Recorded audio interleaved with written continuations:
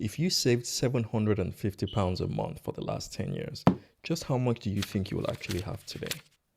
If you had parked it in a savings account with an average annualized savings rate of 3%, you would have ended up with just over £103,000. If you had dropped it into a classic Bogle 3 fund portfolio, you would have had somewhere in the region of about £134,000. But the modern 3 ETF portfolio I'm about to share with you could have put you nearer to, wait for it, £150,000. So, what exactly is this new portfolio? Well, before I share that with you, first I have to explain what an ETF is. An ETF, or an exchange traded fund, is like a basket that holds pieces of many different companies. And so, when you buy one ETF, what you're doing is you're instantly investing in all these companies at once. Now, this diversification helps to reduce your risk compared to just picking one stock. And get this, broad ETFs like the S&P 500 have actually outperformed over 90% of professional investors in the long run. Take the Vanguard ETF VUSA for example. It tracks the S&P 500, so you're getting exposure to giants like Apple, Microsoft, Nvidia, Amazon, Google, Tesla, and more.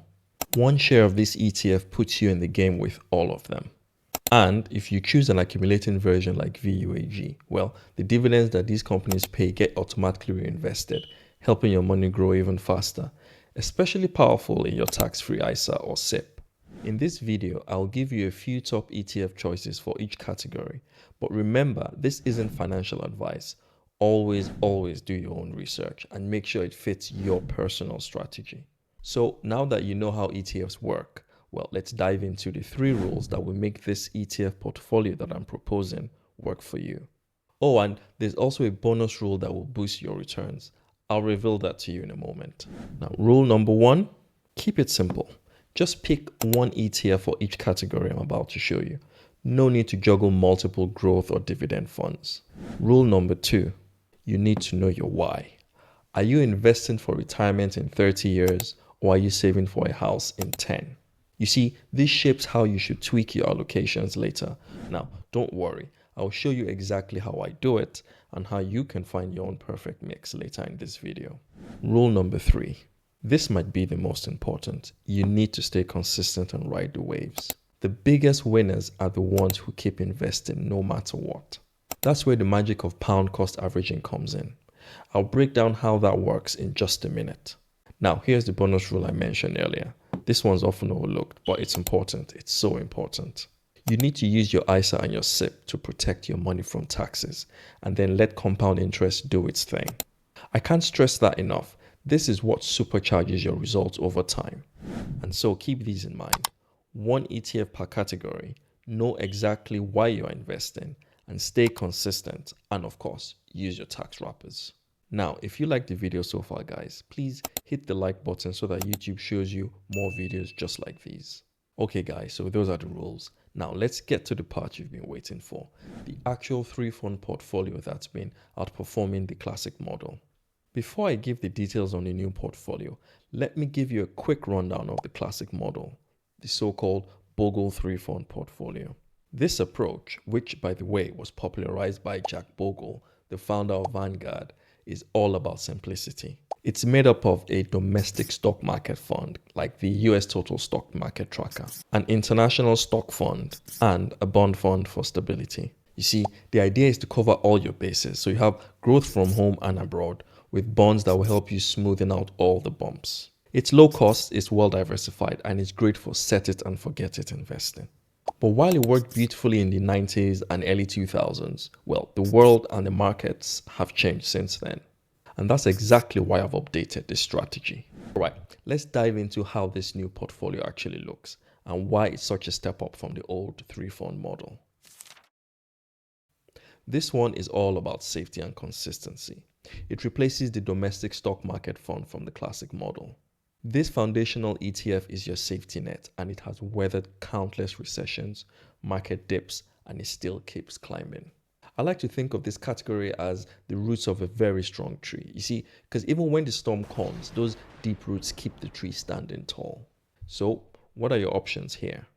The VUSA by Vanguard. Now, this is a popular choice because it tracks the S&P 500. So you're investing in giants like Apple, Microsoft, Nvidia, and more with just one fund. Or for even broader exposure, there's Vanguard's VWRL. It tracks the performance of the FTSE All World Index, and it includes thousands of companies from the US, Europe, Japan, and even emerging markets. Now, both have accumulating versions, which will automatically reinvest dividends and really supercharge your growth in your ISA or in your SIP. There are multiple other ETFs out there that track these indexes from different providers. So if you prefer iShares or another company, you can find equivalents. Guys, I'd love to hear from you. If you were to pick your own foundational ETF, would you go for the classic S&P 500 tracker, or would you cast a wider net with a more global fund like the VWRL? Let me know in the comments below. I'm genuinely curious what you think. Now, the next category replaces the bonds fund, and instead it goes for something that actually pays you real money in the form of dividends while still growing in value. So like I just said, traditionally this spot was filled by bonds. But honestly, in today's world, most bonds don't just cut it anymore. Well, sure, they're safe, but the return that they provide, they barely keeps up with inflation. And in some cases, they've even lost money over the last few years. So what's the modern alternative? Well, it's a global high dividend yield ETF. Now here's why I love this move. You see, instead of locking up your money in bonds that will barely grow, what you're doing is you're investing in a basket of strong and stable companies that pay out solid dividends every quarter. And if you pick an accumulating version, well, those dividends will get reinvested automatically and they will compound like crazy inside your tax-free ISA or SIP. So let's put it into perspective. £50,000 in a typical bond fund might have crept up to about £65,000 over the last 10 years or so.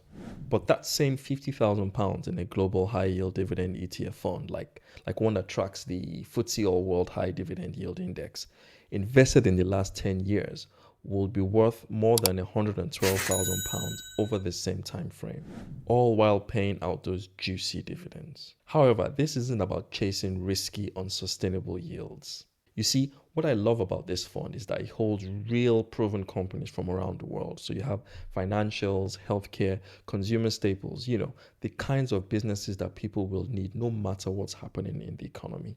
A good example of a fund tracking this index is Vanguard's VHYG.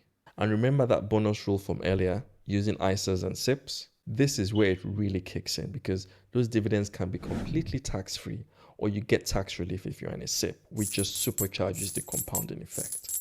But don't get too comfortable yet. The last category is where we'll chase the real rocket fuel, the growth that can truly multiply your portfolio. Alright, we've covered the safety net and the cash flow, but this last category is where things get really exciting. You see, in the old three-fund portfolio, this slot was used for international exposure.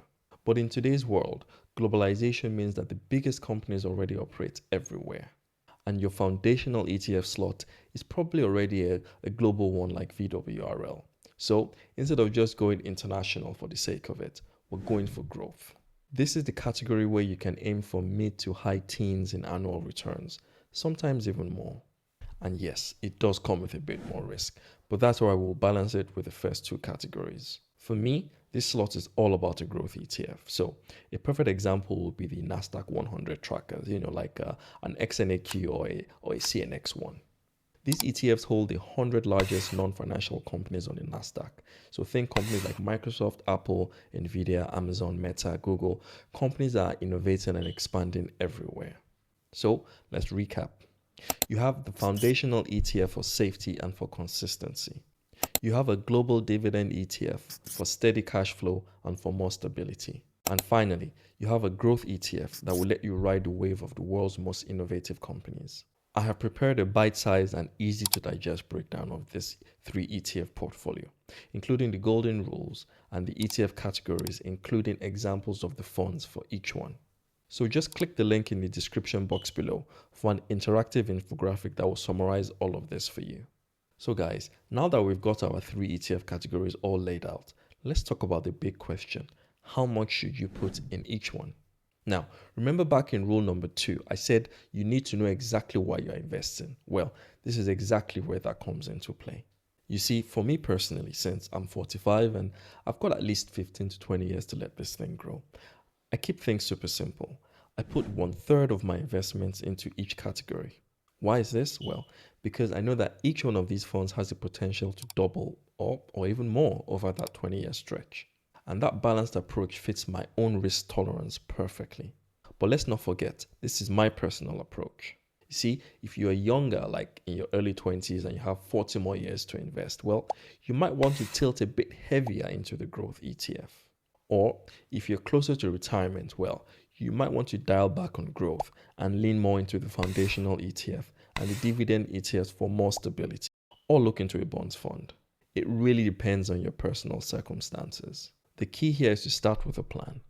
Prioritize those ISAs and SIPs, and then, I can't stress this enough, allocate according to your goals and your risk tolerance. Speak to a financial advisor if you need more clarity on this. And of course, rule number 3 from earlier still stands. Whatever your allocation, just keep it consistent. Pound cost average every month if you can, whether the market is up or down. So that's how I do it. 1/3 into each fund, first into my ISA and then my SIP, and I just let it ride. No drama, no second guessing. Now, I hope this video has helped to simplify investing for you. If it has, please give it a thumbs up, subscribe for more investing content, and let me know in the comments below what your favorite ETFs are.